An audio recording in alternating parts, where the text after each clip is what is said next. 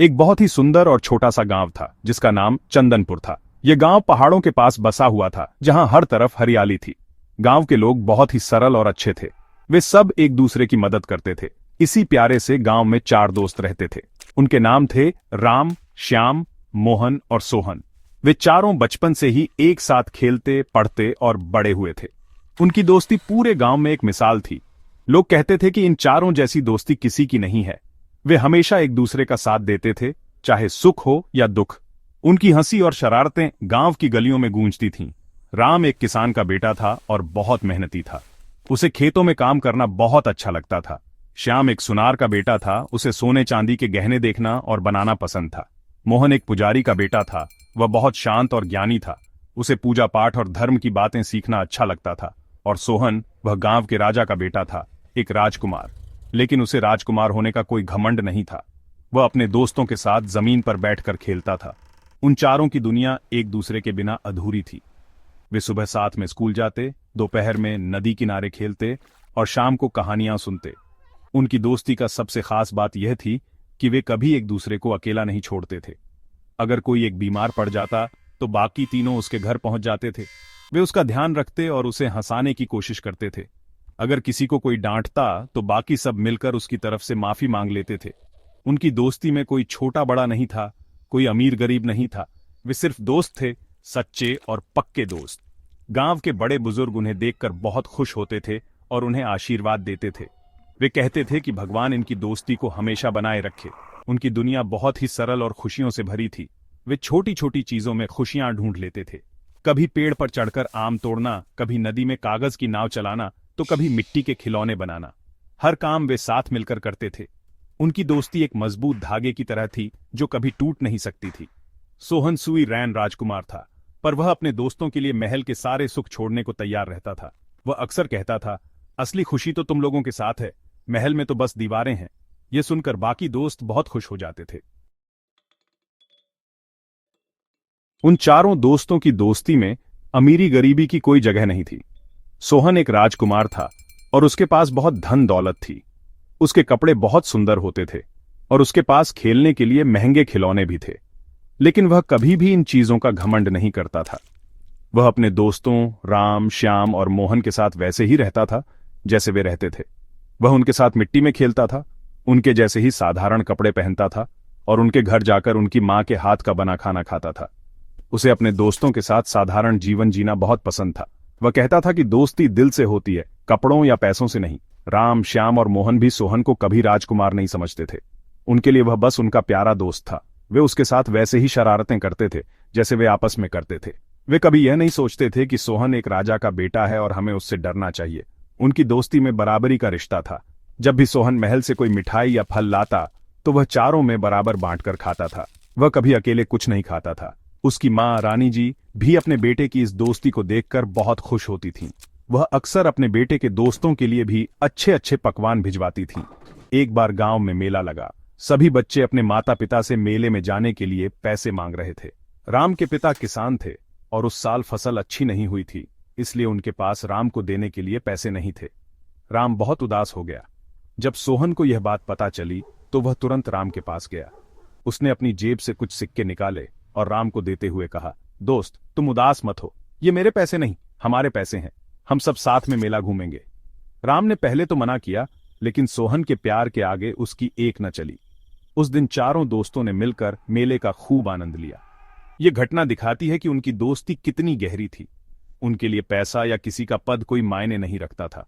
उनके लिए सबसे महत्वपूर्ण चीज एक दूसरे की खुशी थी। अगर एक दोस्त दुखी होता तो बाकी तीनों भी दुखी हो जाते थे। वे मिलकर उस दुख को दूर करने का तरीका ढूंढते थे। उनकी दोस्ती एक सुंदर फूल की तरह थी जिसमें कोई कांटा नहीं था। ये दोस्ती बच्चों को सिखाती है कि सच्चा मित्र वही होता है जो आपके सुख दुख में बराबर का साथी हो, न कि वह जो आपकी अमीरी या गरीबी देखे। दोस्ती का रिश्ता सभी रिश्तों से ऊपर होता है।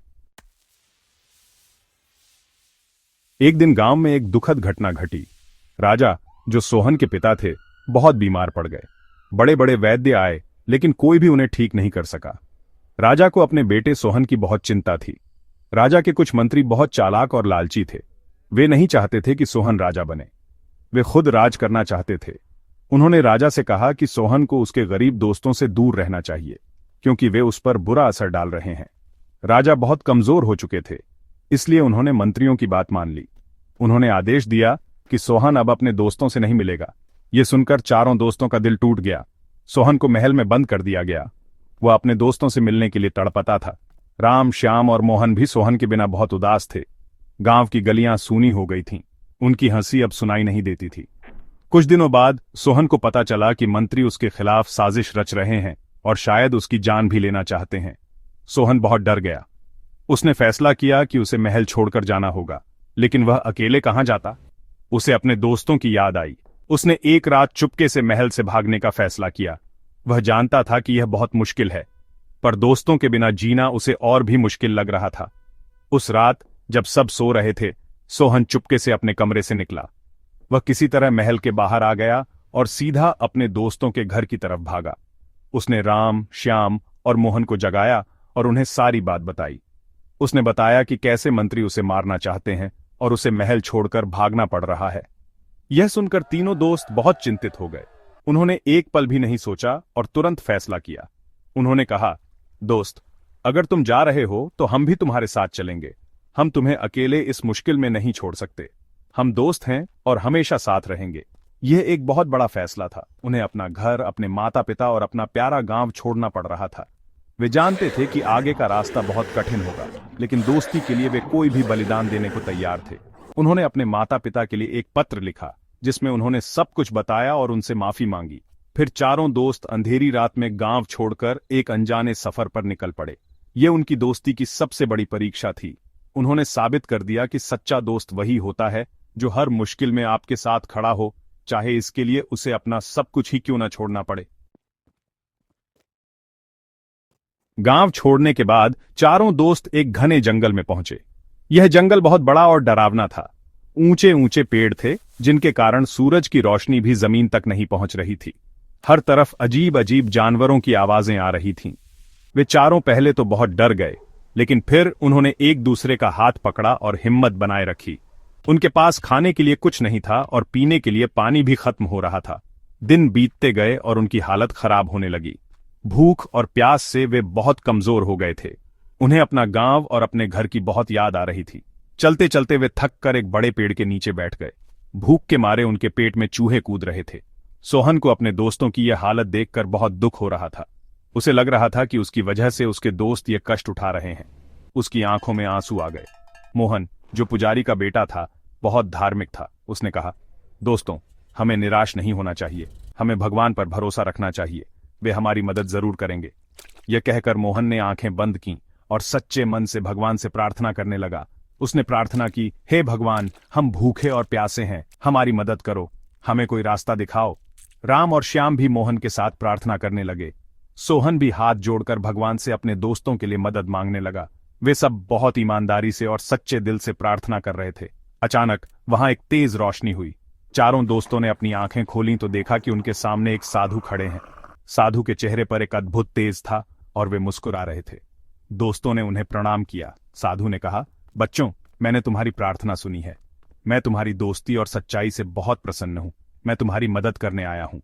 यह सुनकर चारों दोस्तों की आंखों में उम्मीद की एक नई किरण जागी। साधु ने अपना हाथ उठाया और हवा में घुमाया। देखते ही देखते उनके सामने एक छोटा सा आम का पेड़ उग आया। उस पेड़ पर 4 बहुत ही सुंदर और सुनहरे आम लगे हुए थे। वे आम ऐसे चमक रहे थे जैसे सोना हो। दोस्तों की आंखें हैरानी से खुली रह गईं। उन्हें अपनी आंखों पर विश्वास नहीं हो रहा था। भूख से बेहाल दोस्तों के लिए वे आम किसी अमृत से कम नहीं थे।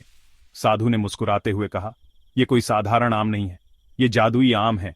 ये तुम्हारी परीक्षा भी लेंगे और तुम्हारा भविष्य भी तय करेंगे। ये कहकर साधु अचानक गायब हो गए, जैसे वे कभी वहां थे ही नहीं। चारों दोस्त उन जादुई आमों को देखकर हैरान थे। वे बहुत भूखे थे, लेकिन साधु की बात उनके कानों में गूंज रही थी। साधु ने कहा था कि ये आम उनका भविष्य तय करेंगे।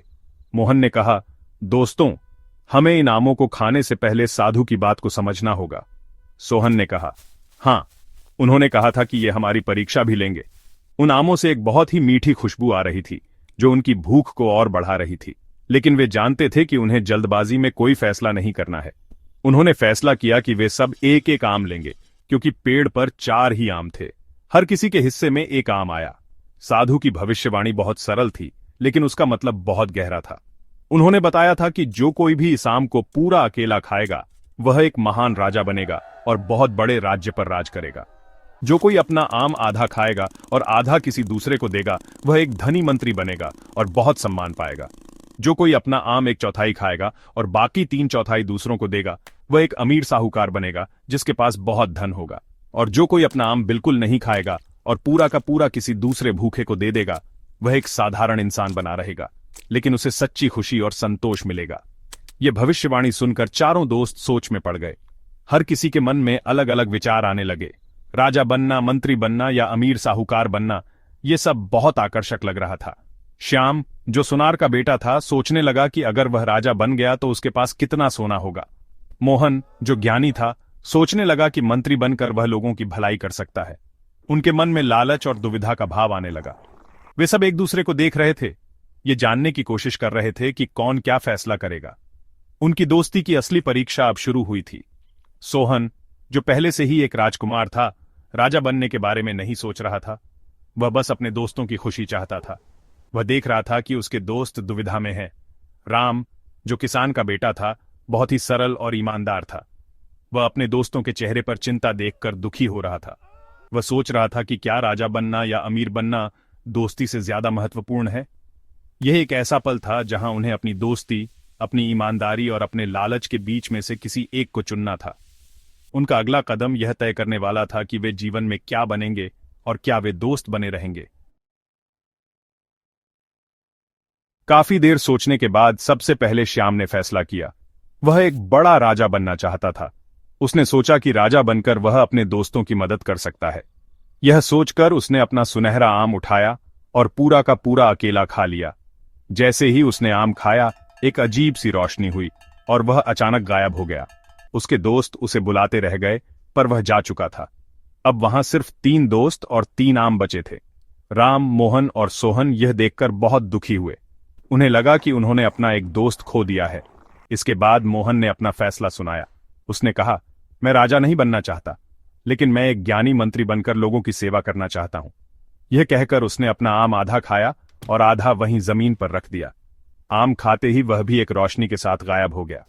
अब राम और सोहन अकेले रह गए थे। उनके पास 2 आम थे। वे दोनों बहुत उदास थे। उनके 2 दोस्त उन्हें छोड़कर जा चुके थे। उन्हें समझ नहीं आ रहा था कि क्या यह जादुई आम एक वरदान है या एक अभिशाप जो दोस्तों को अलग कर रहा है। अब बारी राम की थी। राम बहुत ही दयालु और सच्चा था। उसने सोहन की तरफ देखा, जो भूख से बेहाल था और अपने दोस्तों के जाने से बहुत दुखी था। राम ने सोचा, यह सब सोहन की वजह से नहीं हुआ है। हम अपनी मर्जी से इसके साथ आए हैं। यह मेरा दोस्त है और इस समय इसे मेरी सबसे ज्यादा जरूरत है। यह सोचकर राम ने अपना आम उठाया और उसे सोहन को देते हुए कहा, दोस्त, तुम मुझसे ज्यादा भूखे हो, तुम इसे खा लो। मेरे लिए तुम्हारी दोस्ती ही सबसे बड़ी दौलत है। राम ने अपना आम त्याग दिया, लेकिन भविष्यवाणी के अनुसार उसने 1/4 भी नहीं खाया, इसलिए वह साहूकार नहीं बना। वह एक साधारण इंसान ही रहा। सोहन अपने दोस्त राम का यह बलिदान देखकर हैरान रह गया। उसकी आंखों में आंसू आ गए।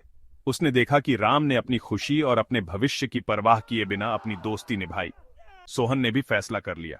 उसने कहा, नहीं दोस्त, अगर तुम नहीं खाओगे तो मैं भी नहीं खाऊंगा। लेकिन राम ने उसे कसम दी। सोहन ने राम का दिया हुआ आम खाया और अपना आम भी खा लिया। भविष्यवाणी के अनुसार जिसने पूरा आम खाया वह राजा बना। सोहन ने 2 आम खाए, इसलिए वह एक बहुत ही महान राजा बना। और राम, जिसने अपना आम त्याग दिया, वह एक साधारण किसान बना।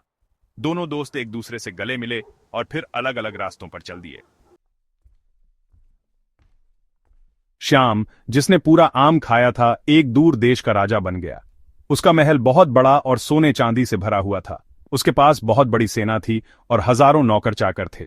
शुरू में तो उसे यह सब बहुत अच्छा लगा। वह हर दिन नए कपड़े पहनता और स्वादिष्ट भोजन करता, लेकिन धीरे धीरे उसे अकेलापन महसूस होने लगा। उसके पास बात करने के लिए कोई दोस्त नहीं था। उसके मंत्री और दरबारी केवल उसकी हाँ में हाँ मिलाते थे। उसे अपने गांव, अपने पुराने घर और सबसे ज्यादा अपने दोस्तों राम, मोहन और सोहन की याद आने लगी। उसे एहसास हुआ कि राजा बनकर भी वह खुश नहीं है। मोहन, जिसने आधा आम खाया था, उसी राज्य में एक मंत्री बन गया जहां श्याम राजा था। वह बहुत बुद्धिमान था और राजा को अच्छी सलाह देता था। लोग उसका बहुत सम्मान करते थे, लेकिन वह भी खुश नहीं था। वह अक्सर श्याम को देखता था, जो अब उसका राजा था, दोस्त नहीं। उनके बीच अब वह पुरानी हंसी मजाक और अपनापन नहीं रहा था। मोहन को अपनी गलती का एहसास हुआ। उसे लगा कि काश उसने मंत्री बनने का लालच न किया होता और अपने दोस्तों के साथ ही रहता। उसे समझ आया कि पद और सम्मान सच्ची दोस्ती की जगह नहीं ले सकते। उधर सोहन, जो अब एक महान राजा बन चुका था, अपने राज्य पर बहुत अच्छे से राज कर रहा था। वह एक दयालु और न्यायप्रिय राजा था। उसकी प्रजा उससे बहुत प्यार करती थी, लेकिन उसका दिल हमेशा अपने दोस्तों को याद करके दुखी रहता था। उसे राम का बलिदान हमेशा याद आता था। वह सोचता था कि राम की वजह से ही आज वह जीवित और एक राजा है। उसे श्याम और मोहन की भी बहुत याद आती थी। वह अक्सर अकेला बैठकर सोचता, काश हम सब साथ होते। यह राजपाट, यह धन दौलत दोस्ती के बिना फीका है। उसे अपनी असली खुशी की तलाश थी। इन सभी ने अपनी अपनी यात्रा में एक महत्वपूर्ण सबक सीखा। श्याम और मोहन ने सीखा कि लालच में आकर लिया गया फैसला कभी खुशी नहीं देता। पद और धन का सुख अस्थायी होता है, लेकिन दोस्ती का सुख हमेशा के लिए होता है। सोहन ने सीखा कि सच्ची दौलत दोस्त होते हैं, सोना चांदी नहीं। और राम, जो एक साधारण किसान बना, वह सबसे ज्यादा खुश और संतुष्ट था। उसके पास धन नहीं था, लेकिन उसके पास ईमानदारी, संतोष और अपने दोस्त की यादें थीं। उसने सीखा कि देने में जो खुशी है, वह लेने में नहीं है। उन सभी को अपनी भूल का एहसास हो चुका था और वे फिर से एक होने के लिए तरस रहे थे। कई साल बीत गए। राजा सोहन अपनी प्रजा का बहुत ख्याल रखता था, लेकिन उसका मन हमेशा बेचैन रहता था। उसे अपने दोस्त राम की बहुत याद आती थी, जिसने उसके लिए अपना आम त्याग दिया था। एक दिन उसने फैसला किया कि वह राम को ढूंढने जाएगा। उसने राजसी कपड़े उतारे और एक साधारण आदमी का वेश बनाया। वह घोड़े पर बैठकर राम को ढूंढने निकल पड़ा। वह कई गांवों और शहरों में घूमा, लोगों से पूछता रहा, लेकिन उसे राम कहीं नहीं मिला। वह थक गया था, लेकिन उसने हिम्मत नहीं हारी। वह जानता था कि उसे अपने सच्चे दोस्त को ढूंढना ही होगा। आखिरकार एक छोटे से गांव में पहुंचकर उसे एक किसान के बारे में पता चला, जो बहुत ईमानदार और मेहनती था। सोहन को लगा कि यह राम हो सकता है। वह उस किसान के खेत में पहुंचा। उसने देखा कि एक आदमी कड़ी धूप में मेहनत से काम कर रहा है। वह आदमी कोई और नहीं, बल्कि उसका बचपन का दोस्त राम ही था। राम पहले से थोड़ा कमजोर लग रहा था, लेकिन उसके चेहरे पर एक शांति और संतोष का भाव था। सोहन दौड़कर उसके पास गया और उसे गले लगा लिया।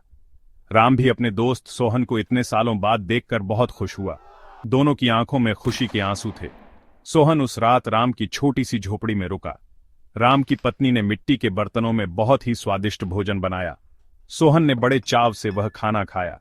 उसे लगा कि महल के शाही खाने से ज्यादा स्वाद इस साधारण भोजन में है। उसने राम को अपने राज्य, अपने दुख और अपने अकेलेपन के बारे में सब कुछ बताया। उसने राम से अपने साथ महल चलने को कहा। उसने कहा, दोस्त, यह राजपाट तुम्हारा ही दिया हुआ है। चलो, मेरे साथ रहो और मेरा साथ दो। लेकिन राम ने विनम्रता से मना कर दिया। उसने कहा, दोस्त, मुझे यह सादा जीवन ही पसंद है। मुझे मेहनत करके जो शांति मिलती है, वह महलों में नहीं मिल सकती। सोहन अपने दोस्त की ईमानदारी और संतोष को देखकर बहुत प्रभावित हुआ।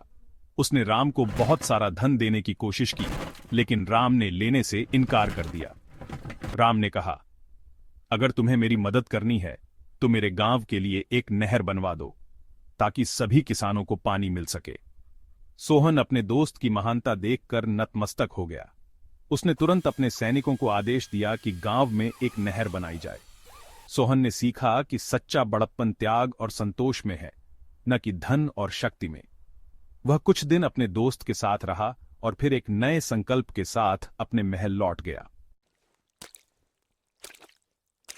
अपने राज्य वापस लौटकर राजा सोहन का पहला काम था अपने बाकी दोस्तों श्याम और मोहन को ढूंढना।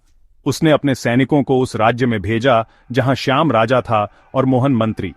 सोहन ने उन्हें एक पत्र भेजा, जिसमें लिखा था, मेरे प्यारे दोस्तों, मैंने राम को ढूंढ लिया है। मैं जानता हूं कि तुम भी खुश नहीं हो। क्या हम फिर से वैसे ही दोस्त नहीं बन सकते जैसे हम बचपन में थे? मैं तुम्हारा इंतजार कर रहा हूं। यह पत्र पढ़कर श्याम और मोहन की आंखों में आंसू आ गए। उन्हें अपनी गलती का एहसास हो रहा था। वे भी अपने दोस्तों से मिलना चाहते थे। श्याम और मोहन ने तुरंत अपना राजपाट छोड़ने का फैसला कर लिया। श्याम ने अपने राज्य का शासन एक योग्य व्यक्ति को सौंप दिया और मोहन ने भी मंत्री पद से इस्तीफा दे दिया। वे दोनों तुरंत सोहन के राज्य की ओर चल पड़े।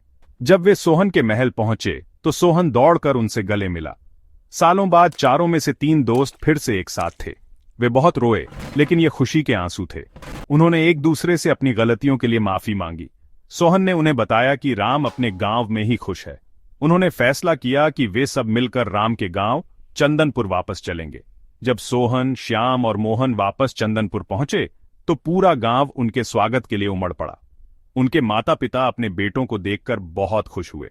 चारों दोस्त फिर से एक साथ थे। वे उसी पेड़ के नीचे बैठे जहां वे बचपन में खेलते थे। सोहन अब भी राजा था, लेकिन उसने अपनी राजधानी चंदनपुर के पास ही बना ली। श्याम और मोहन ने अपने ज्ञान और अनुभव से गांव के विकास में मदद की।